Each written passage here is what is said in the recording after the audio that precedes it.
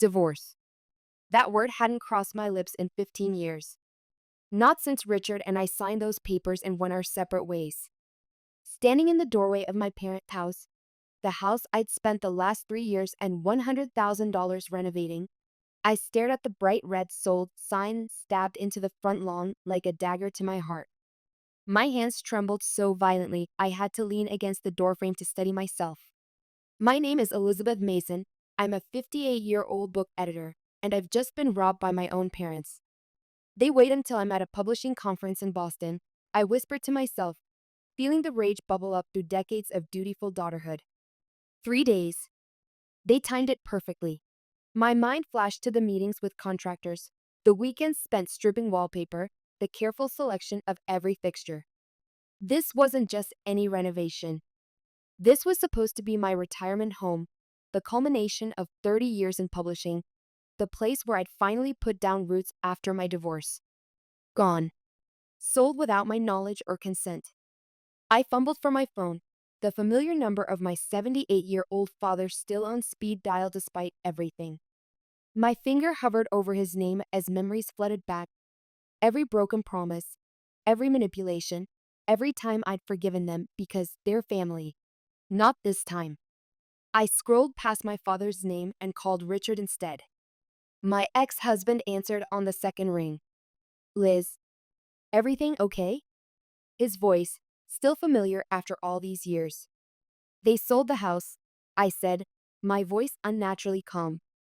My parents sold the house I renovated, the one I was going to retire in. A sharp intake of breath. Jesus Christ. Tell me you still have that paperwork in your glove compartment. I walked to my car on autopilot, pulling out the worn leather folder he'd insisted I keep, just in case. Inside was the document my parents had signed 3 years ago, buried in renovation paperwork they'd been too important to read carefully. I have it, I confirmed, tracing my finger over their signatures. You were right. About everything. Liz, his voice softened. What do you need? What I needed was my life back. What I needed was for my family to be different people. What I needed was to not be 58 years old watching my retirement plans crumble before my eyes. I said slowly, a good real estate attorney. Daniel Martinez, he replied without hesitation. I'll text you his number. He's the best in Massachusetts. As I ended the call, I looked back at the house, my beautiful betrayed labor of love. The wraparound porch I'd rebuilt board by board gleamed with fresh sage paint. The new energy-efficient windows I'd insisted on sparkled in the afternoon sun. Through those windows, I could see a well-dressed couple walking through what should have been my living room, pointing at features I'd painstakingly selected. The Mitchells, most likely. My mother's text from yesterday made sense now. Some lovely people are interested in the house. You did such a wonderful job with it. My phone buzzed with Daniel Martinez's contact info. I slid into my car, a strange calm settling over me as years of people-pleasing and familial obligation fell away. They always saw me as the reliable daughter, the fixer, the one who would give until there was nothing left. They thought they knew exactly who I was, exactly how this would play out. They were wrong. Flashback, the agreement. 3 years earlier, I sat across from Richard at our old favorite coffee shop in downtown Boston. Although we'd been divorced for 12 years by then, we'd managed what few couples do, a genuine friendship built on mutual respect. When I mentioned renovating my parents' home as my retirement plan, he immediately insisted on reviewing the paperwork. $100,000, Liz, he said, forehead creasing as he flipped through the proposal I'd drafted. That's your entire retirement cushion. I stirred my coffee, watching the cream create patterns that reminded me of the marble countertops I'd selected for the kitchen remodel. I know how it sounds. It sounds dangerous. Richard leaned forward, his lawyer instincts fully engaged. You're planning to sink your life savings into a house you don't own, based on verbal promises from people who have. He paused, choosing his words carefully, a consistent history of prioritizing their own interests over yours.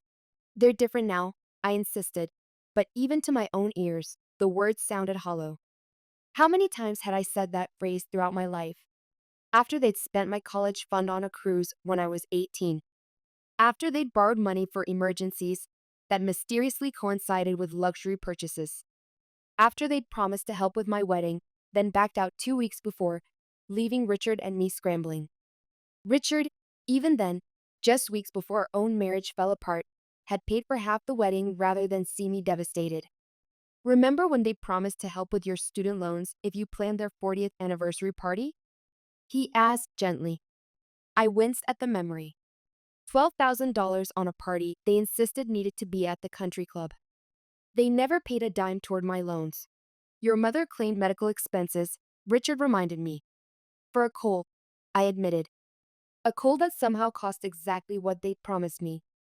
Richard reached across the table and took my hand. The gesture was familiar, comforting, a remnant of our 15 years together. I understand wanting to believe they've changed, Liz. I do.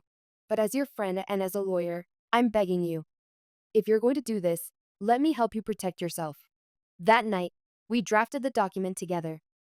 Richard called in favors from colleagues, making sure every word was airtight. We buried it in the middle of the renovation paperwork, a simple clause granting me equity rights proportional to my investment, with a requirement that I be notified and compensated before any sale. They'll never read page 6 of a maintenance addendum, Richard predicted, but it'll be legally binding once they sign. He was right.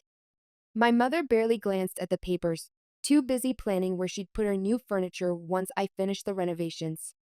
My father signed wherever she pointed, the way he always had during their 50-year marriage. I threw myself into the work, learning skills I never thought I'd master at my age. I developed a first-name relationship with everyone at the hardware store. Weekends that might have been spent dating or relaxing were consumed by tile work and paint samples. You're killing yourself for their approval, Richard said one evening, watching me ice my blistered hands after a day of stripping old wallpaper. They're never going to give it to you, Liz. Not the way you want. I knew he was right, but I couldn't stop. The renovation had become my obsession, my last desperate attempt to build something real with my family before it was too late, before we all got too old for second chances. At the parents' house confrontation, I sat in my car outside the house, watching the Mitchells leave with their realtor. When they were gone, I finally worked up the courage to call my father. He answered on the fourth ring, his voice falsely cheerful. Lizzie, how was your conference in Boston? I fought to keep my voice steady. Dad, why is there a sold sign in front of the house? A pause. I heard my mother's voice in the background, then shuffling, like he was switching ears. Oh, that. Well, your mother and I decided it was time. The market's hot right now, you know how it is. Time for what? My voice cracked despite my efforts. To sell the house without telling me? After everything I put into it? Now, Elizabeth, my mother's voice cut in. She must have grabbed the phone. Don't be dramatic. We're the homeowners, sweetheart. It's our decision to make.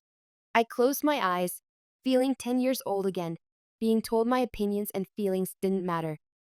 Mom, we had an agreement. I paid for the renovation. I have the legal paperwork. I was supposed to have equity. Oh, honey, she interrupted, that familiar condescending tone making my stomach turn. We needed the cash. You understand, don't you?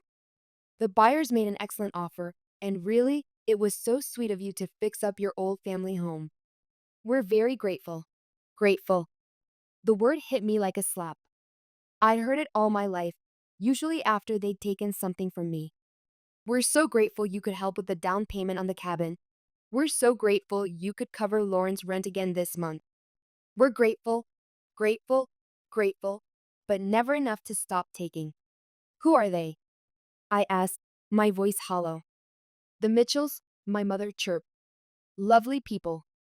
They're closing in 3 days. They absolutely adored what you did with the place. It's why they offered so much over asking. 3 days. The timeline slammed into me like a physical blow. They had timed this perfectly with my conference trip. They'd waited until I was gone to put up the sign, hoping to close before I even knew what was happening. How could you do this? I whispered. How could you just? Now, Elizabeth, my father's voice again, stern this time. What's done is done. We're your parents. We know what's best. I ended the call, my hands shaking as I lowered the phone. Through the windshield, I stared at the house I'd poured my heart into, the house that was supposed to shelter me through my retirement years, the house that represented stability after decades of apartment living in New York. A text buzzed through from my sister, Lauren. Hey sis, heard you found out about the house. Don't be mad at mom and dad, okay? They really needed this. I didn't respond. Instead, I opened my glove compartment and pulled out the worn leather folder. Inside was my protection, my insurance policy against a lifetime of their betrayals. I traced my finger over their signatures, feeling a strange mix of sadness and vindication. My mother was right about one thing. What was done, but not in the way they thought. I watched the setting sun cast long shadows across the porch I'd built with my own hands. The soft sage green paint glowed golden in the fading light. I'd chosen that color because it reminded me of hope, of new beginnings. Now it just reminded me of my own naivety. As the shadows lengthened, I made a decision. I was done hoping for change. I was done being the good daughter. I was done sacrificing my future for people who would never value it. I started my car, a calm settling over me as I pulled away from the curb. They wanted to sell my renovation out from under me? Fine. But they forgot one critical detail. I wasn't the desperate to please 30-year-old daughter anymore. I was a 58-year-old woman who had learned a few things about protecting herself. And I was ready. Meeting with Lauren, betrayal uncovered. I found Lauren at her favorite juice bar downtown, sipping something green and scrolling through her phone. At 54, my sister still carried herself with the practiced casualness of someone who had never quite grown up, someone who had always been taken care of, usually by me. She didn't look up when I slid into the seat across from her. I was wondering when you'd show up, she said, still typing. Mom said you're having a meltdown about the house. Where did you get the money for your new condo? I asked quietly. That got her attention. Her perfectly manicured fingers froze over the screen, and for just a second, I caught a flicker of guilt in her eyes before she masked it with her usual bored expression. I don't know what you're talking about. Really? Because the realtor's website shows you just closed on a luxury condo downtown. 2 bed, 2 bath, river view. That's quite a purchase for someone who was asking me to co-sign her car loan last month. She set her phone down carefully. Maybe I'm just better at saving than you are. Or maybe mom and dad already promised you a cut of the house sale. The slight twitch of her lip confirmed it before she could speak. I felt a dull ache in my chest. After 2 failed marriages and decades of bailing her out of financial disasters, I'd still hoped that somewhere, deep down, my sister might choose me over our parent manipulation. I was wrong. How long have you known? I asked, keeping my voice level. Lauren sighed, like I was being unreasonable. Look, they needed to sell. You turned their house into some HGTV fantasy that doesn't suit them. Without asking me? I have 3 years of emails discussing every single renovation. I have receipts for every penny I spent. I have, God. You're so dramatic, she rolled her eyes. It's their house, Elizabeth. They can do whatever they want with it, including forging your signature on the disclosure forms. Lauren's smoothie cup slipped, spilling green liquid across the table. What? I pulled out my phone, showing her the document Daniel had sent over that morning. See this disclosure form? That's supposedly my signature, dated last week. Funny, since I was in Boston. She started, then stopped, grabbing napkins to mop up her spill. Her hands were shaking. The forgery is actually quite good, I continued, watching her carefully. Almost perfect, except for one detail. I broke my right wrist in my 40s, and my signatures had a slight slant ever since. This one's too straight. Almost like someone who's been copying my signature since we were kids might have forgotten that detail. Lauren's face went pale. Liz, I can explain. You know what forgery means in a real estate transaction? It's fraud. Federal charges. Prison time. They made me do it. She burst out, her voice cracking. Mom said they needed my help, that you were being difficult about the paperwork. She said it was just a formality. I sat back, letting the betrayal wash over me. My little sister, the one I'd protected from her parents' manipulations, the one I'd helped through 2 divorces, the one whose rent I'd paid when she couldn't make ends meet, had sold me out. Did they tell you about my renovation investment? About the legal agreement they signed? She wouldn't meet my eyes. Mom said, she said you were trying to steal their equity, that you were being greedy. I laughed, the sound harsh even to my own ears. Greedy? Right, because wanting back the $100,000 retirement fund I spent on their house is greedy. Look, it's not that simple. Actually, it is. I stood up, gathering my things. You chose your side, Lauren. Now you get to live with it. Wait. She grabbed my arm as I turned to leave. What are you going to do? I looked down at her hand, then back at her face. Strange, how all these years I'd seen my little sister as someone I needed to protect. Now I saw only a middle-aged woman who had made her choices, just as I had made mine. I'm going to talk to the buyer's lawyer. I'm going to show him the legal agreement Mom and Dad signed, giving me equity rights. And then I'm going to watch this whole house of cards collapse. You can't. Real panic crept into her voice. The closing's in 2 days. My condo loan depends on your cut of the fraudulent sale I finished for her. Maybe you should have thought about that before forging my signature. She stood up, desperation making her voice sharp. I'll tell them it was your idea. That you planned this whole thing to scam them. Who do you think they'll believe? The perfect daughter who's always bailed everyone out, or the one who's always causing problems? The old Elizabeth would have flinched at that threat, would have backed down, tried to keep the peace. But I wasn't that person anymore. Nearly 6 decades of life had taught me that peace at any cost was just another form of surrender. Go ahead, I said calmly. Tell them whatever you want. But first, you might want to check your text messages from last week. The ones where you asked me about my Boston trip, making sure I'd be gone. Evidence of premeditation looks really bad in fraud cases. The color drained from her face. You wouldn't. I left her standing there, her green smoothie puddling on the table. As I walked to my car, my phone buzzed with a text from Daniel Martinez. Meeting with the Mitchells set for tomorrow morning. Bring everything. Meeting with Daniel, legal strategy. Daniel Martinez's office was smaller than I'd expected, but impeccably organized. Family photos lined his desk. 3 children at various stages of growth, a smiling wife, elderly parents at what looked like a graduation. He'd built his reputation defending clients like me, people whose family obligations had been weaponized against them. Your ex-husband speaks very highly of you, he said as I settled into the chair across from him. At 47, Daniel projected a steady confidence that immediately put me at ease. Richard says you're one of the most talented editors in the business. Richard is kind, I replied, unpacking my documents. We've been divorced for 15 years, but he's still the person I trust most in a crisis. Daniel nodded, scanning the equity agreement. Some relationships improve without the pressure of marriage. Now, he tapped the document. This is solid work.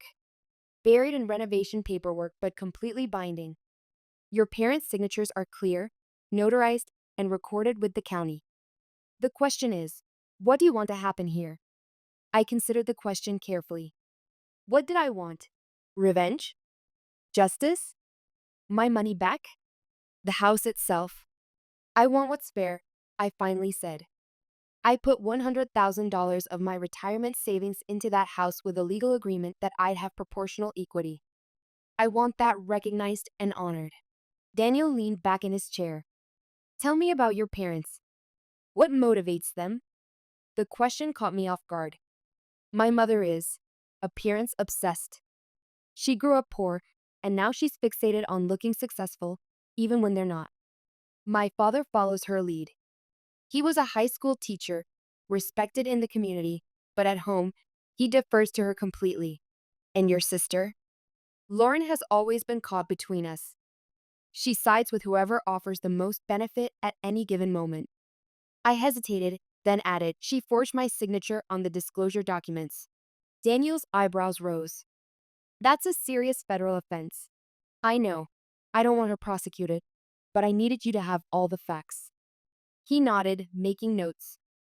The Mitchells are coming at 10 a.m. tomorrow. They need to understand they're buying a property with a legal claim against it. Once they know, they'll either pressure your parents to settle with you before closing, or they'll walk away. And if my parents refuse to settle? Daniel met my gaze directly. Then the sale cannot legally close, and we file formal fraud charges. At your parents' age, they're looking at financial penalties rather than jail time, but it would be devastating to them. I thought about my mother, who would rather die than have her friends know she committed fraud. About my father, who had built his reputation as an ethical educator. About Lauren, whose new condo purchase depended on this sale. Let's hope it doesn't come to that, I said quietly. Daniel regarded me with a thoughtful expression. You know, most clients in your position would be out for blood. You're being remarkably measured. I smiled sadly. I'm 58 years old, Mr. Martinez. I've spent most of my life cleaning up my family's messes, making excuses for their behavior, trying to earn love that should have been freely given. I'm not interested in destruction. I just want what's mine, so I can finally move forward. He nodded, understanding in his eyes. Well, let's make sure you get it then. And please, call me Daniel. We're going to be spending quite a bit of time together over the next few days. As I left his office, I felt a weight lift from my shoulders. For the first time since seeing that sold sign, I believed there might be a path forward that didn't end in complete devastation, for me at least. For my parents, the awakening would be rough. 60 years of manipulation and entitlement were about to hit a wall named Elizabeth Mason. And I was ready. Confrontation with the Mitchells. Daniel's conference room felt too small for the tension filling it. The Mitchells sat across from me, their expressions shifting from confusion to anger as Daniel explained the situation. Between us lay the documents, my equity agreement, the renovation receipts, and the proof of fraud. Let me get this straight, Brett Mitchell said, his jaw tight. You're telling us this house has a legal claim against it that wasn't disclosed during the sale? Not just a claim, Daniel replied, tapping the paperwork. Ms. Mason here has a recorded lien and equity rights equal to her $100,000 investment. It's ironclad, filed with the county 3 years ago. Pamela Mitchell gripped her husband's arm. But our closing is tomorrow. We've already sold our other house. Our son is registered to start at the local high school next week. I'm so sorry, I said, meaning it. I never wanted innocent people caught in this mess, but my parents sold you a house they knew they didn't have full rights to sell. This is insane. Brett stood up, pacing. We did everything right. Home inspection, title search. How did nobody catch this? Daniel cleared his throat. Because someone deliberately concealed it. We have evidence of forged signatures on the disclosure forms. That's criminal fraud. Fraud. Pamela's voice rose. Are you saying we're buying a house from criminals? You're not buying anything yet, Daniel said firmly. This sale cannot legally close without settling Ms. Mason's claim first. Brett stopped pacing. And how much would that settlement be? My investment plus legal fees, I said quietly. Roughly $120,000 total. $120,000. Pamela laughed, the sound brittle. Where do they expect us to get that kind of money? We're already maxed out on our mortgage. The sellers would need to pay it from their proceeds, Daniel explained. It's their liability, not yours. And if they refuse? Brett asked. Then the sale is void. You'd get your deposit back. But we'd be homeless. Pamela cut in. We close on our old house Friday. My stomach twisted. I hadn't wanted this. Hadn't wanted to hurt an innocent family. But I also couldn't let my parents steal my retirement savings. There might be a solution, I offered, if you're willing to help me force their hand. Daniel raised an eyebrow as I pulled out my phone, showing them the text messages from Lauren about the forged documents. This is evidence of premeditated fraud. If we take this to the police. No police. Brett interrupted. We just want our house, or our money back. My phone buzzed. My father calling. I showed Daniel the screen. Answer it, he advised. On speaker, I hit accept. Hi, Dad. Elizabeth, what the hell did you do? His voice shook with rage. The buyer's agent just called saying there's a problem with the closing. Not a problem, I replied calmly. Just that equity agreement you and Mom signed. Remember? Page 6 of the renovation addendum. Silence. Then, distant but clear, my mother's voice. What is she talking about, William? The document giving me legal rights to my $100,000 investment, I continued.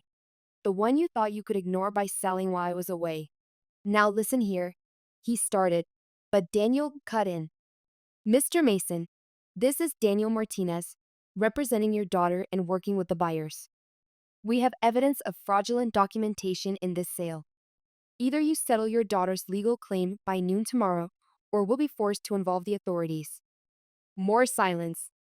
I could picture my father's face turning red, my mother pacing in the background. You ungrateful little. My mother's voice came closer to the phone. After everything we've done for you. Everything. Everything you've done? I felt my voice rise despite my efforts to stay calm. Like taking my retirement savings? Like forging my signature?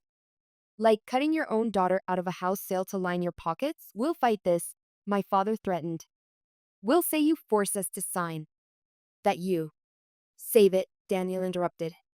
The equity agreement is recorded with the county. The forgery evidence is clear. You have until noon tomorrow to wire the settlement amount, or the sale is void and fraud charges will be filed. Brett leaned forward. And we'll testify to every word. The line went dead. Pamela let out a shaky breath. Will they pay?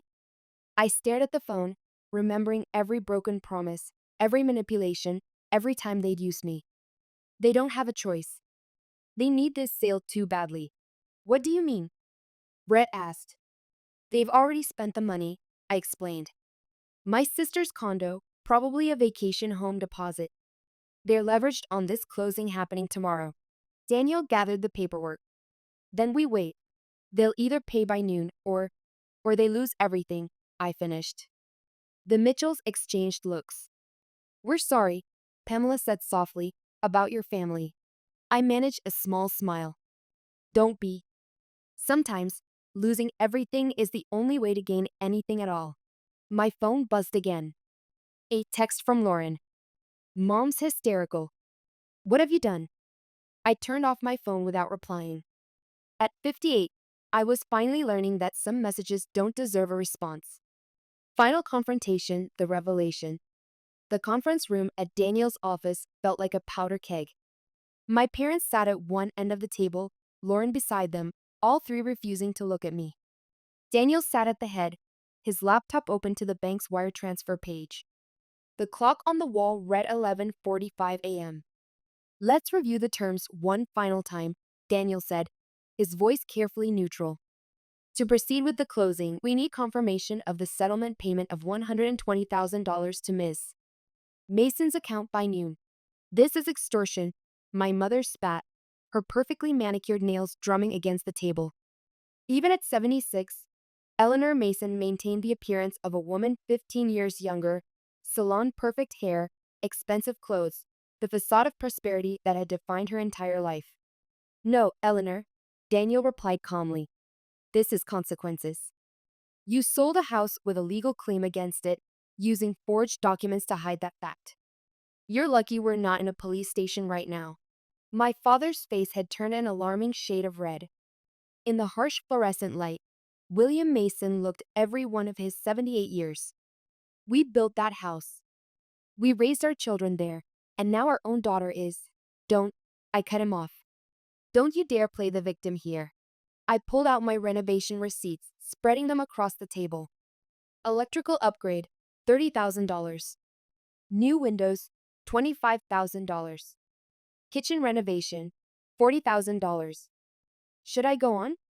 We never asked you to do any of that, my mother shouted. Really? I pulled out my phone, playing a saved voicemail. Elizabeth, honey, the kitchen is just awful. You're so good at this renovation stuff. Wouldn't it be wonderful to make this your project? We could all spend so much more time together once you retire. Lauren shifted uncomfortably in her chair as our mother's manipulative voice filled the room. You knew exactly what you were doing, I continued, stopping the playback. You knew I wanted to fix our relationship before it was too late, and you used that to get a free renovation. Then you tried to cut me out and sell it behind my back. We needed the money, my father muttered. For what? I demanded. For Lauren's condo? For your beach house? How many properties were you planning to buy with my retirement savings? My mother's face twisted into an expression I'd seen countless times growing up, righteous indignation mixed with calculation. You're just jealous because we helped your sister instead of you. You've always been so competitive with her. Helped her. I laughed. You made her commit fraud. You used her just like you've always used me. That's not true, Lauren whispered, but she wouldn't meet my eyes. Isn't it? I turned to her. Where were they when you needed help after your first divorce? I paid your rent for 2 years while they bought their vacation home. I covered your therapy bills while they took cruises. I've been cleaning up their messes and yours our entire lives. 11 minutes, Daniel interrupted quietly. My father pulled out his phone, hands shaking. We don't have this kind of money just sitting around.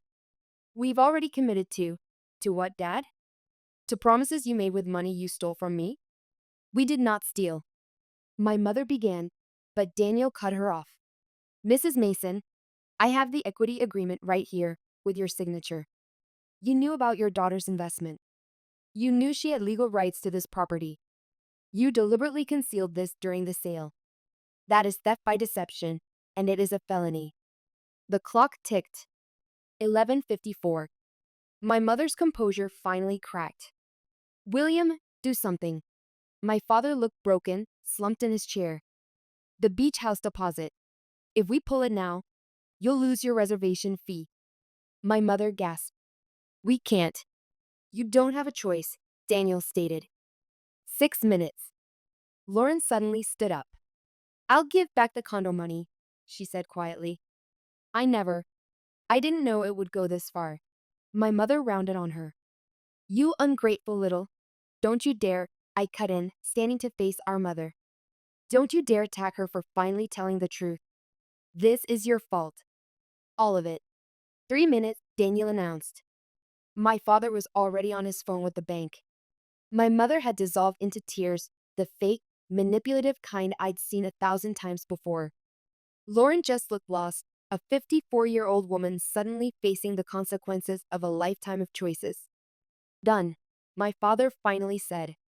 The wire is sent. Daniel refreshed his screen, then nodded. Payment confirmed.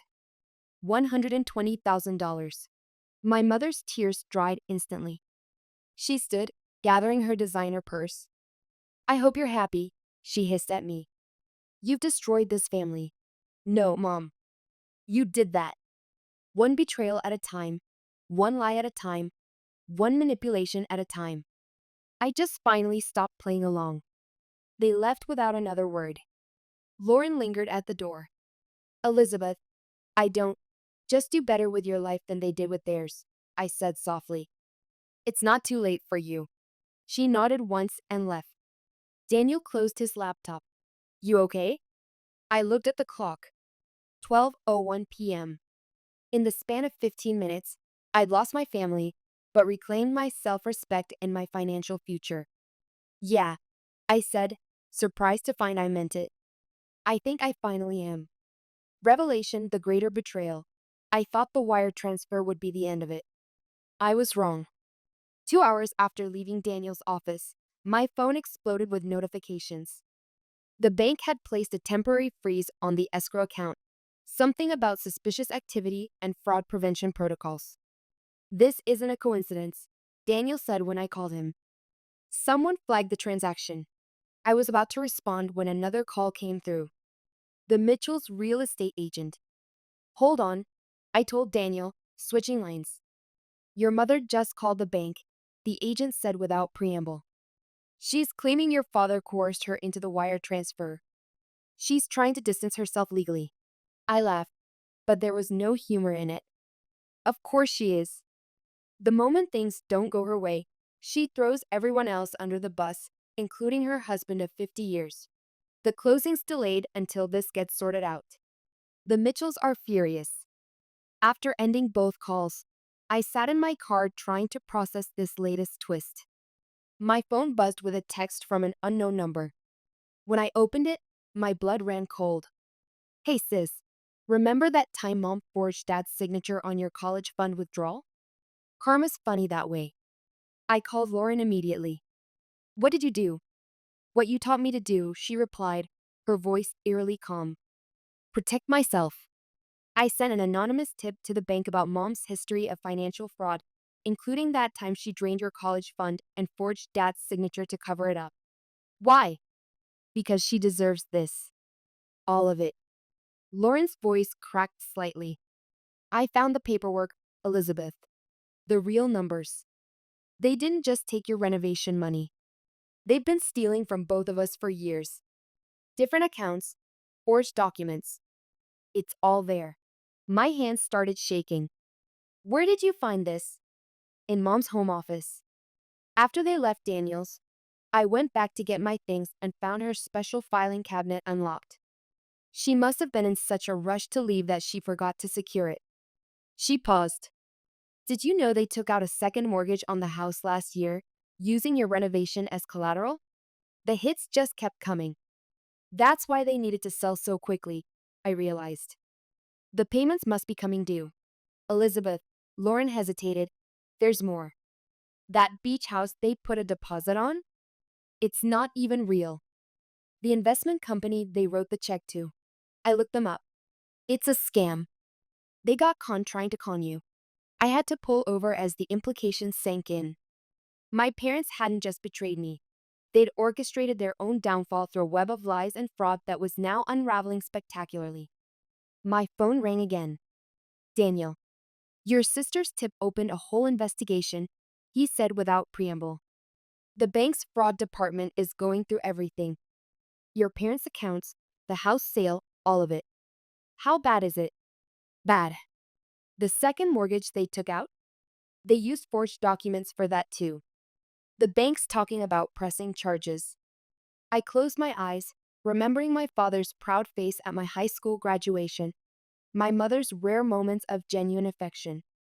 Despite everything, they were still my parents, and some part of me, the little girl who had desperately wanted their approval, felt a pang at their impending downfall. And the closings completely stalled. Daniel continued. The Mitchell's lawyer is advising them to walk away. With fraud allegations involved, the title company won't insure the sale. Another call beeped through. My father. I have to go, I told Daniel. My dad's calling. I switched lines, but it wasn't my father's voice I heard. You vindictive little, my mother seethed. Are you happy now? The bank's frozen everything. Your father's having chest pains. The beach house company won't return our calls. Mom. She fell silent at my tired tone. How long? I asked quietly. How long have you been forging signatures and stealing money? Was anything in our lives ever real? You don't understand. Actually, I do. Finally, you're not a mother. You're a con artist who had children, and now your biggest con is falling apart. Please.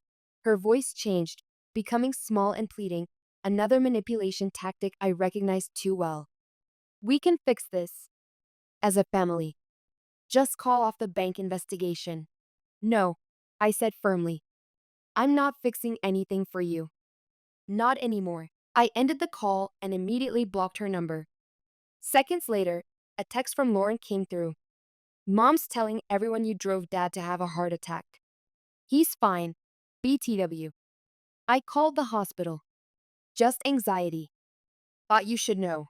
I started my car, suddenly needing to move, to drive, to be anywhere but here. Another text buzzed through. Daniel.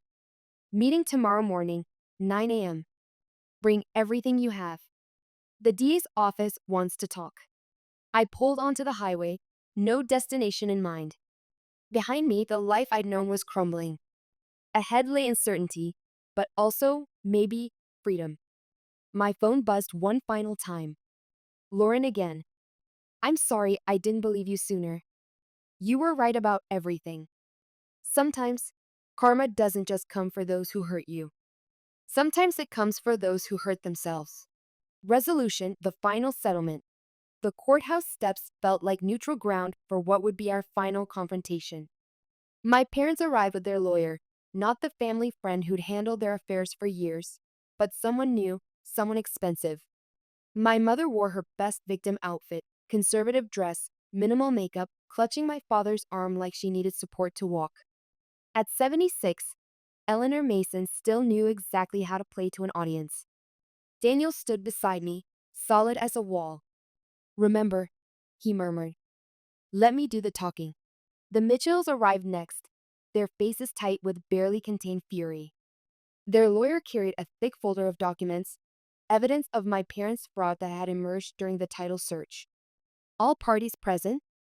the mediator asked, checking her clipboard. "Let's move this inside." The conference room felt too bright, too sterile for the mess we were about to untangle. We took our seats, the Mitchells and their lawyer on one side, my parents and theirs on the other, Daniel and me at the end.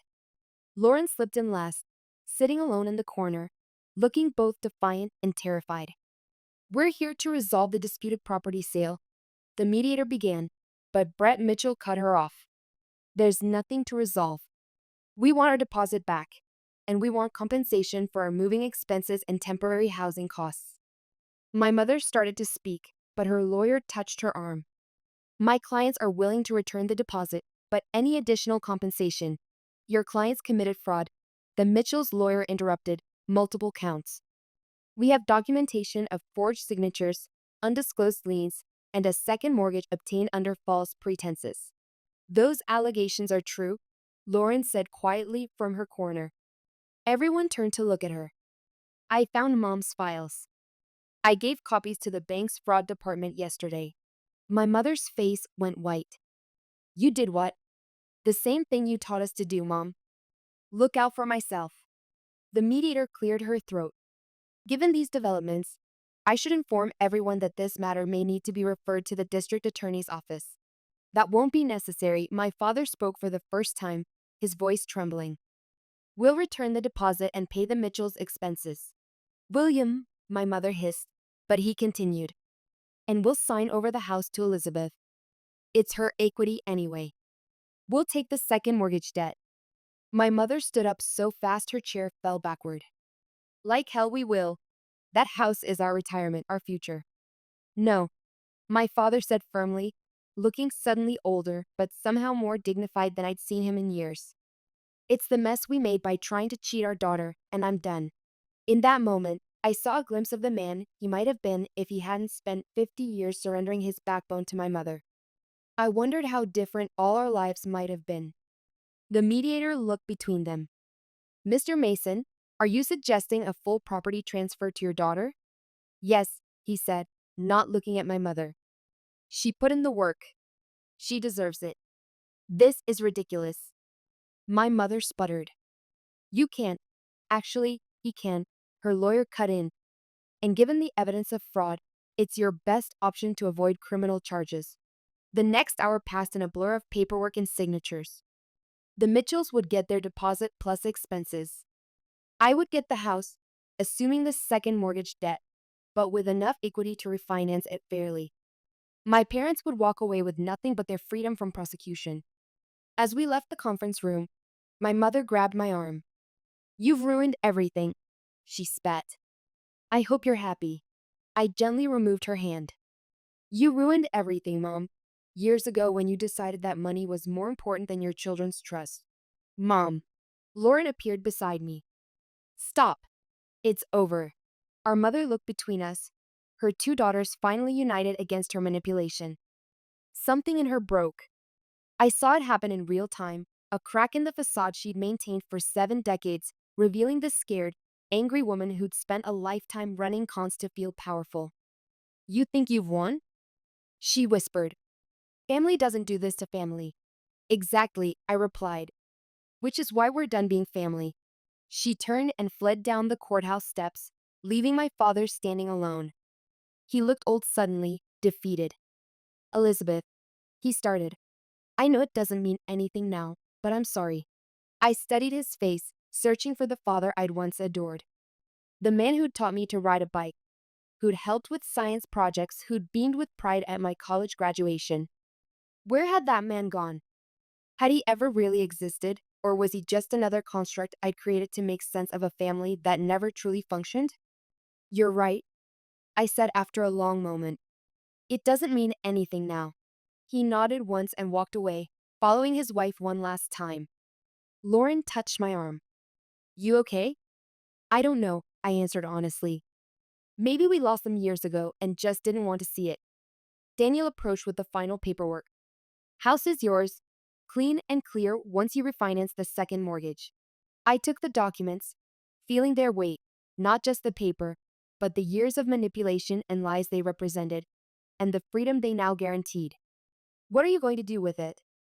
Lauren asked. I watched our parents' figures disappear into the parking lot, two people who'd constructed their whole lives on deception finally facing the truth. Sell it, I said. Start fresh. Build something real this time. The courthouse doors closed behind us with a final, heavy thud. Ahead, the afternoon sun painted everything in new light. Epilogue starting over, the empty house echoed with my footsteps as I walked through each room one last time. My phone buzzed. A text from my real estate agent confirming tomorrow's closing with a new buyer. A good offer, well above market value. No hidden clauses this time. No secret agendas. Just a clean sale to a young family who loved what I'd built here. The doorbell rang. Richard stood on the porch, holding two coffee cups and wearing that half smile I remembered so well. Thought you might need this, he said, handing me a cup. Daniel told me about the courthouse showdown. I let him in, and we sat on the kitchen counter, the same spot where we'd planned the renovation 3 years ago. Thanks for coming. I wanted you to see it finished. It's beautiful, he said, looking around. You did amazing work here. I did. I agreed. No false modesty needed. Want the tour? We walked through each room, and I found myself telling stories, not about my parents or the betrayal, but about the work itself. The weekend I mastered crown molding despite my arthritic fingers, the tile disaster that taught me about proper grout spacing, the victory of hanging my first chandelier at 56 years old. Remember when you thought you couldn't do any of this? Richard asked as we reached the master bathroom, my proudest achievement with its rainfall shower and heated floors. I remember you believing I could, even when I didn't. He touched the marble countertop.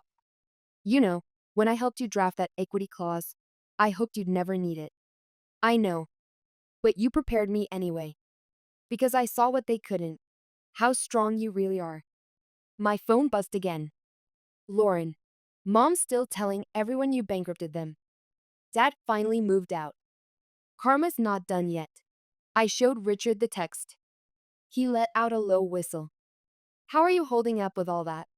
Better than I expected. I put the phone away. It's like all those years I spent trying to earn their love, trying to fix everything. It wasn't really about them. It was about proving something to myself. And did you prove it? I gestured around us. Look at what I built. Look at what I protected. Look at what I walked away from when it wasn't right anymore.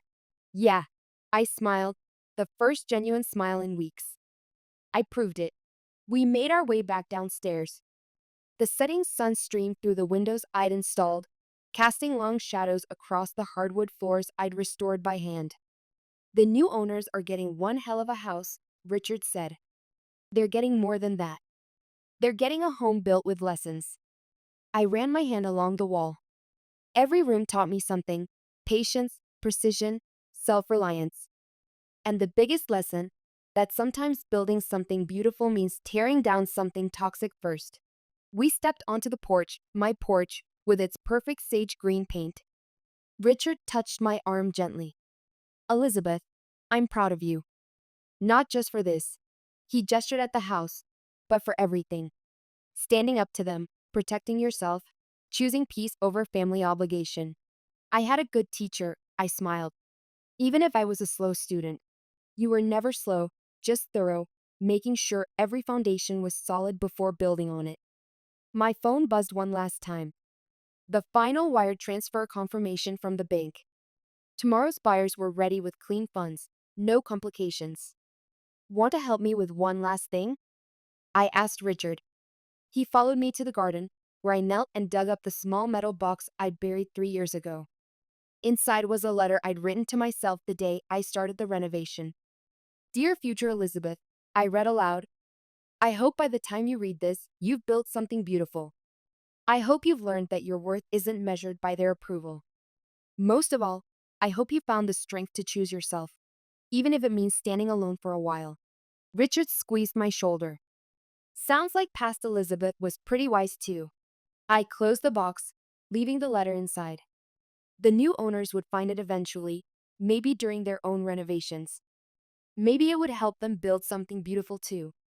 Ready? Richard asked as the sun dipped below the horizon. I took one last look at the house. Not my parents' house anymore. Not even my house. Just a beautiful thing I'd built, protected, and now set free.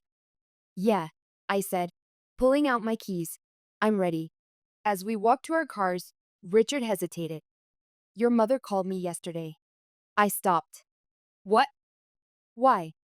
She wanted me to convince you to drop everything. Said you were being unreasonable. I told her I wasn't your messenger. Thank you, I said quietly. She also mentioned, he paused, clearly uncomfortable, that your father's moving in with your aunt in Florida. Apparently, he finally had enough. I absorbed this information, trying to decide how I felt about it. Sad? Relieved? Vindicated? Perhaps all three. Good for him, I finally said. It only took him 50 years to stand up to her. We reached our cars, and Richard surprised me by pulling me into a gentle hug. Call me if you need anything, okay? Moving, settling accounts, someone to have dinner with when this all feels too heavy. I hugged him back, grateful for this simple human connection amid the wreckage of my family ties. I will. And Richard? Thank you for never saying, I told you so. He smiled. That's not what friends do. As I drove away, I caught a final glimpse of the house in my rearview mirror, solid and beautiful in the gathering dusk. I had built it with my own hands, protected it with my own courage, and freed myself from its emotional hold. Ahead lay uncertainty, a new apartment to find, retirement plans to reconfigure, family wounds that might never fully heal. But also freedom. The freedom that comes from finally understanding that family isn't just what you're born into. Sometimes it's what you choose to walk away from. My phone lit up with a text from a number I didn't recognize. I pulled over to read it. This is Brett Mitchell. My wife and I wanted you to know we found another house. Not as beautiful as yours, but it's drama-free. We hope wherever life takes you next is drama-free too. You deserve that. I smiled and put the phone away, continuing toward the small hotel where I'd be staying until I found a new place to call my own. For the first time in decades, I felt something unexpected: lightness. The weight of family obligation, of trying to earn love that should have been freely given, had finally lifted. I was 58 years old, starting over. It wasn't the retirement I'd planned, but it was the life I'd chosen. And that made all the difference.